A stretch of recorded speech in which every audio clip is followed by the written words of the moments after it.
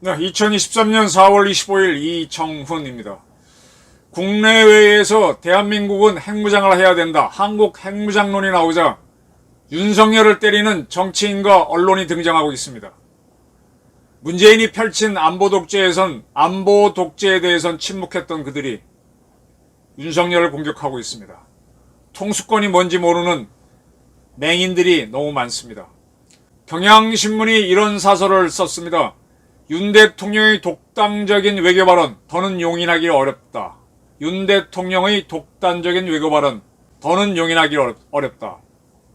워싱턴 포스트와의 인터뷰에서 100년 전 일을 가지고 일본에 무조건 무릎 꿇어라 하는 것은 받아들일 수 없다라고 윤 대통령이 얘기했죠.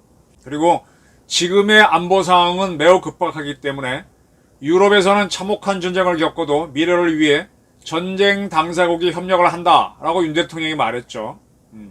이런 것들에 대해서 시비를 걸었습니다. 윤 대통령의 몰 역사적 대일관이 드러났다. 반성하지 않는 일본이 문제가 아니라 그러한 일본을 용서하지 않는 한국을 탓하는 대통령이 참담하다라 그랬습니다. 그리고 국가 간 화해 협력에 대한 인식이 결여되어 있다 그랬습니다. 그러면서 예로 든 게 유럽 국가들이 미래를 위해 협력할 수 있는 이유는 전쟁을 일으킨 독일이 기회 있을 때마다 진정성 있는 사과와 반성으로 화해, 협력의 토대를 굳건했기 때문이라고 지적했습니다. 4월 19일 독일 대통령이 폴란드 바르샤바를 가서 유태인 학살에 반성하며 역사적 책임에는 끝이 없다라고 말한 것을 예로 들면서 왜 윤석열 대통령은 책임을 대한민국 국민에게 묻느냐라고 질타했습니다. 그것뿐만이 아닙니다. 윤 대통령이 로이터와의 인터뷰에서 대만 문제에 대해서 힘에 의한 현상을 반대한다 라고 한 것을 또 비판했습니다. 윤 대통령의 거친 입이 사태 원인을 제공했다는 점은 부인하기 어렵다. 왜냐? 이 인터뷰가 있고 난 다음에 중국에서 누가 그랬지? 불장난 하면 타 죽을 것이라 그랬습니다. 요런 반응이 나온 거는 윤 대통령의 거친 입 때문이라 그랬습니다. 그리고 미국과 일본조차 대만 해협을 거론할 때는 하나의 중국 원칙에 동의를 하고 있는데 왜 나서느냐라 그랬습니다. 우크라이나에 대한 무기 지원에 대해서는 또 그것도 문제라는 거죠. 그 발언하고 나서 윤 대통령 발언이 신중해졌다는 건데 이는 외교 설화, 말 실수죠. 이건 윤 대통령이 한술 더 떴다는 거 아니냐라 그랬습니다. 우크라이나에 대한 무기 지원 발언 때문에 블라디보스토크 주재 한국 성형서강은 교민들에게 신변안전을 당부하는 상황이 됐다. 그러면서 국빈으로 미국을 방문한 윤 대통령이 또 어떤 발언을 할지 국민은 불안하다라 그랬습니다. 여러분 이런 사설을 보시면서 동의하십니까? 네, 각자의 호불호는 있으니까 동의하고 싫어하고 좋아하고 동의하지 않고는 각자가 택할 겁니다. 하나씩 팩트를 보겠습니다. 서독과 폴란드는 1972년 수교를 합니다. 1972년이 서독 역사에서 상당히 분기점입니다. 빌리 브란트가 외교부 장관을 하다가 수상이 총리가 되면서 동방정책을 본격화하죠. 그래서 동서독이 별개의 나라로 서로 수교를 합니다. 한국과 일본이 한때 하나의 나라였죠. 그리고 나서 서로 떨어졌다가 1964년 별개의 나라임을 서로 인정하는 한일 기본조약을 맺습니다. 1972년 동독과 서독은 동서독 기본조약을 맺어서 서로의 독립을 인정합니다. 그렇게 하고 난 다음에 서독은 공산국가들과 수교를 합니다. 이것이 바로 빌리 브란트 정부가 했던 동방정책. 그때는 그 이전까지는 할슈타인 원칙이라고 그래서 동독과 수교한 나라는 서독은 수교하지 않는다.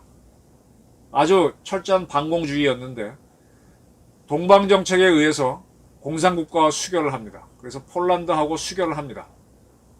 폴란드하고 독일은 상당히 문제가 있죠. 1939년인가요? 네.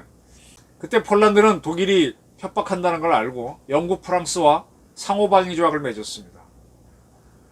그러한 상태에서 독일은 소련하고 서로 중립조약, 우리는 싸우지 말자라고 하면서 비밀리에, 그러나 우리 둘이 폴란드를 쳐들어가서 나눠먹자라는 합의를 하게 되죠. 그리고 둘이 쳐들어갑니다. 그래서 폴란드를 점령하죠. 그리고 폴란드의 절반은 소련이 잡아먹죠. 폴란드는 지구상에서 없어집니다. 그게 2차 세계대전의 시작이었습니다. 그리고 난 다음에 이제 잠시 뒤 방향을 돌려서 베네룩스 3국을 치고 바로 거쳐서 프랑스를 점령해버리죠. 거기에서 이제 그때서야 폴란드를 침공했을 때 영국과 프랑스는 출동했지만 그때 독일이 펼친 작전이 소위 말하는 전격전, 번개처럼 쳐들어가는 겁니다. 근데 영국과 프랑스는 뒤에서 독일을 쳐야 되는데 출동만 해놓고 치지는 않고 워워워워 소리만 질렀습니다. 진지해서 안 나왔습니다. 그래서 그거를 전격전에 대비해서 방석전이라 그럽니다. 아주 안진뱅이 전투라 그러기도 하죠. 네. 그렇게 아무것도 치지 않으니까 폴란드를 먹고 나서 베네룩스와 프랑스를 칩니다. 그때 덩케르크에서 영불연합군이 간신히 탈출해 오고, 그때 프랑스에서 탈출한 사람이 드골이죠. 드골이 영국에서 망명정부를 이끌면서 자유 프랑스를 외치게 되죠. 프랑스는 비시 정권이 이끌면서 괴뢰 정권이 만들어져서 독일에 먹히게 돼요. 프랑스의 치욕이 되는 거죠. 그리고 영국이 스스로 독일에 막을 수 없으니까 바로 처칠 총리가 미국을 찾아가서 루즈벨트한테 도와주시오 하면서 대서양 선언행을 하면서 미국이 참전하게 됩니다. 미국이 참전을 하려고 할 때 때마침 일본이 1941년 12월 5일 진주만을 때려주니까 미국은 일본하고도 싸우면서 독일과 동시에 싸우는 전쟁에 들어가서, 그로부터 이제 41년이니까 4년 동안 세계대전을 치르고 나서 45년 핵폭탄 투하로 전쟁은 끝나게 됩니다. 이 39년부터 45년 사이에 폴란드 지역에 아우슈비츠라고 하는 곳이 있습니다. 그 유대인들이 세계 각국에, 유대인들은 어머니가 유대인이면 다 유대인이죠. 많이 사는데 그 유대인들을 아우슈비츠에서 많이 학살하게 됩니다. 물론 폴란드인들도 많이 당하죠. 전쟁 기간이라서.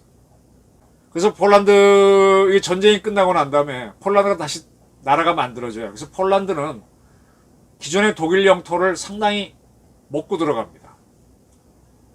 독일의 영토가 작아져요. 또 폴란드는 뭐 그렇게 됩니다. 그렇게 하면서 정전이 되는데 그 폴란드가 공산화돼 버리죠. 그런 공산화된 폴란드하고 소독이 수교를 하면서 우선 문제는 전쟁 기간 동안에 너무 많은 제노사이드를 했잖아요. 대량 학살을 했잖아요. 그 유대인들이 국적이 어디입니까? 폴란드인들이 많은 거죠. 거기에 대한 사과입니다. 지금 서독이 사과한 거, 네. 그걸 자꾸 우리하고 한일 관계를 비교하는데, 우리는 일본이 잘했다 그러면은 굉장히 친일파로 매도를 받습니다만, 독일이 폴란드를 쳐들어가서 먹었잖아요. 일본은 우리한테 쳐들어오지 않았잖아요. 순종이 갖다 바쳤잖아요. 돈 받고. 주권자가. 그런 나라는 오스트리아가 오히려 가깝습니다. 오스트리아는 국민투표를 통해서 갖다 바쳤어요. 국민들이. 합병이 되겠다. 폴란드는 자기 힘이 딸려서 그렇지, 영국과 프랑스가 제대로 안 도와줘서 그렇지 치고받고 싸우다가 망한 나라입니다. 우리는 주권자인 순종이 나라를 갖다 바친 나라입니다. 그런 갖다 바친 나라는 오스트리아가 있습니다. 오스트리아가 그 이후의 일 가지고 독일에 대해서 매번 사과를 받느냐? 그런 일은 없습니다. 갖다 바친 주체는 누구냐? 대한민국 주권자인 순종이고, 그 순종이 죽었을 때 우리는 60만 세 운동을 합니다. 참 웃기죠, 그죠? 순종이 뭐가 이쁘다고 60만 세 운동을 해줍니까? 냉정하게 보면 정말 한국 근대사, 현대사는 보면 볼수록 화딱지가 납니다. 졸렬한 지도자, 어리석은 백성, 그게 뭐 잘났다고 일본한테 매번 사과를 요구해요. 우리가 일본을 좁혀거나 일본보다 위대해지면 되는 거죠.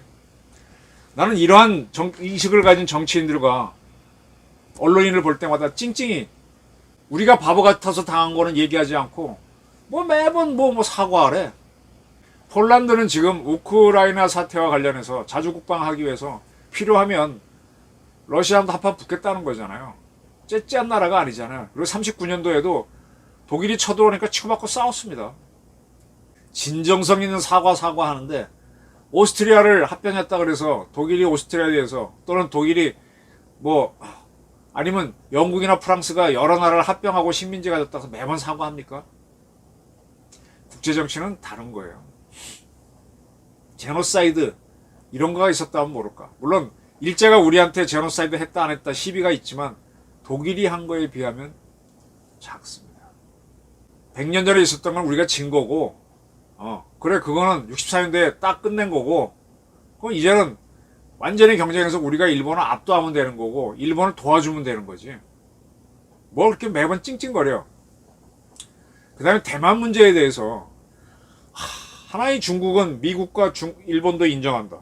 우리는 인정 안 하나? 인정했잖아.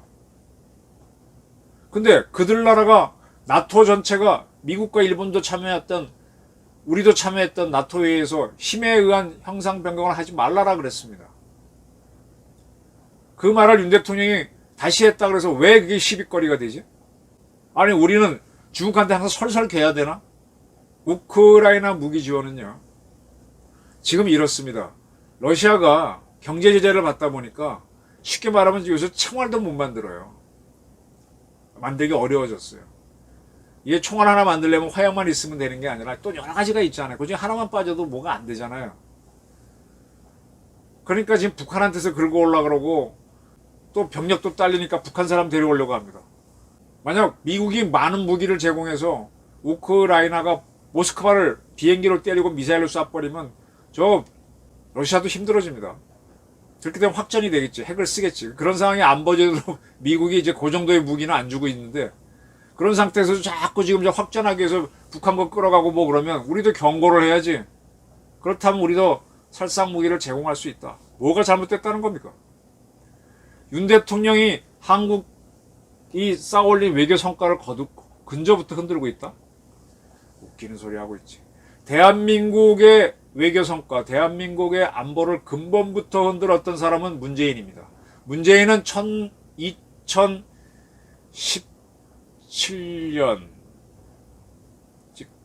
18년이죠. 18년 대한민국 국민 아무도 모르게 몰래 판문점을 지나 북한에 들어가서 북한의 통일각에서 김정은을 만났습니다. 그때 왜 그랬느냐? 트럼프가 문재인의 권유로 김정은을 만나주기로 했는데 김정은이가 또 그러니까 또 기고만장해서 건방 떨고 뭐 너네라 그랬더니 화염과 분노를 하면서 표현하면서 까불면 죽여 그랬더니 김정은이가 아유 그건 아닌데 좀 도와주셔 그랬더니 그걸 대한민국 국민 몰래 넘어가서 해결해 주겠다라고 해서 싱가포르 회담을 만듭니다. 언제 대한민국 대통령이 이북 저 괴뢰 세력의 메신저 보이가 됐습니다. 그래놓고 싱가포르 회담 열고 그리고 자기는 잘렸다고 평양 가서 9.19 군사까비 해줘서 대한민국 안보체를 다 흔들어 놓고 결국은 미국이 속아줬다가 와장창 엎어버리죠. 하노이 노딜로 얻고 판문점 노딜로 얻고 나서 그 다음부터 바보가 된 게 누굽니까? 문재인입니다. 그때 경향신문이 저런 얘기 한 적 있습니까? 국가 원수가 뭔지 통수권자가 뭔지 그리고 안보라는 게 뭔지 모르니까 저게 국민들이 뭐 100%다 동의해야만 되는 걸로 알고 있는데 천만에 만만의 콩떡. 통수권은 그런 거 아닙니다. 워싱턴 포스트 컬럼니스트 맥스 부트라고 하는 사람이 한국이 핵무장을 결정하면 미국은 존중해야 된다라는 제목의 글을 썼습니다. 그 사람은 군사 역사학 저처럼 전사를 보는 모양이죠. 컬럼니스트로 하는 미국 외교협회 선임연구원이라는데 한국의 핵무장은 그건 워싱턴이 아니라 서울이 결정할 문제다.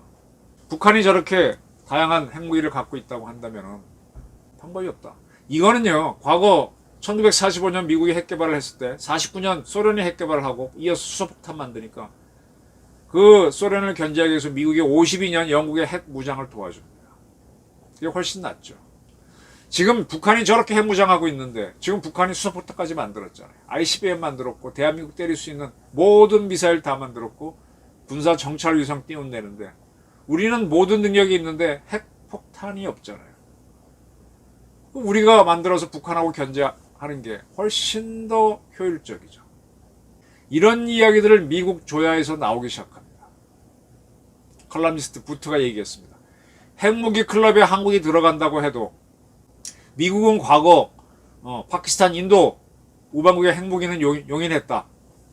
한국이 들어간다고 해도 미국은 용인한다라고 하면서 한국이 핵무기 보유할 것이냐 문제는 한국이 결정할 것이며 우리는 미국이죠. 미국은 강력한 압력을 가하는 걸 자제하고 동맹의 결정을 존중해야 된다고 그랬습니다. 굉장히 중요한 이런 얘기들 나오는 게 우리로서는 큰 힘이 되는 거죠. 다트머스 대학의 제니퍼 린드 교수도 4월 19일 Foreign Affairs의 기고문에서 한국의 핵무장은 NPT에 따라 합법적인 것이다. 한국의 핵무장이 NPT에 따라 합법적인 것이다. 자국의 이익을 중대한 위기에 빠뜨리는 것은 아주 예외적인 자국의 이익을 중대한 위기에 빠뜨리는 아주 예외적인 사건이 발생한다면 NPT 탈퇴할 수 있도록 하고 있다. 즉 대한민국의 안보에 매우 위험해지는 경우에는 NPT에 할 때 있다. 핵무장 하려면 NPT 탈퇴가 전제죠. 탈퇴하라고 해줬습니다. 미국의 다트머스 대학은 아주 좋은 대학입니다. 올해 3월 영국의 파르도라고 하는 교수입니다. 영국 킹스 칼리지 국제관계학과 국제정치학 하는 사람이죠. 파르도 교수인데 역시 포린 팔러스에 기재한 기사에서 제목은 한국은 핵폭탄을 갖고 빠져나갈 수 있다. 핵 확산에 반대하는 국제구호명은 강력하지만 서울의 정치 경제적 유대관계가 더 강력하다면서 한국은 핵폭탄을 갖고 핵폭탄 확산 금지하는 국제구호명에 빠져나갈 수 있다 그랬습니다. 한국은 NPT 탈퇴할 수 있다 그랬습니다. 그리고 한국에서는 현재 독자 핵무장에 대한 국민 지지가 70%를 웃돌고 있고 주의를 맴돌고 있다.